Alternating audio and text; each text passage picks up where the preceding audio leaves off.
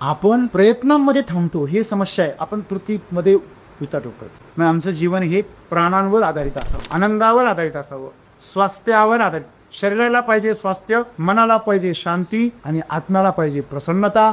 या तीनही गोष्टी तुम्हाला फक्त योगामध्येच मिळतील, जेव्हा त्या तिन्ही गोष्टी एकत्र थांबतात. आनंद घेण्यासाठी तुमचं शरीर तेवढं आनंदाचं ग्रहण करण्यासाठी तेवढं सक्षम पाहिजे. आणि म्हणून जीवनाच्या ज्या अवस्था ज्या पद्धतीने आहे, शरीर ज्या अवस्थेमध्ये ज्या क्रियेत उपलब्ध व्हायला पाहिजे त्या क्रियेमध्ये ते समाविष्ट झालं पाहिजे, सहभागी झालं पाहिजे, त्याचा आनंद घेतला पाहिजे.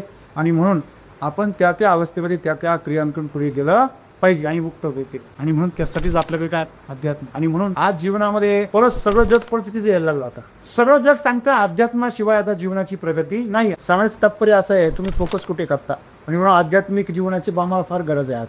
आणि आध्यात्मिक जीवनामध्ये तुमचं संपूर्ण फोकस हा शरीराचं आरोग्य, मनाची शांती आणि तुमच्या आत्म्याचा आनंद ह्याच्यासाठी आहे. ह्या तीन गोष्टी तुमच्या जीवनामध्ये जर असेल, तुमची भावना शुद्ध राहत असेल, तर तुम्ही ते कार्य जरूर केलं पाहिजे आणि त्याच्यामध्येच तुमच्या जीवनाचं सार्थक आहे.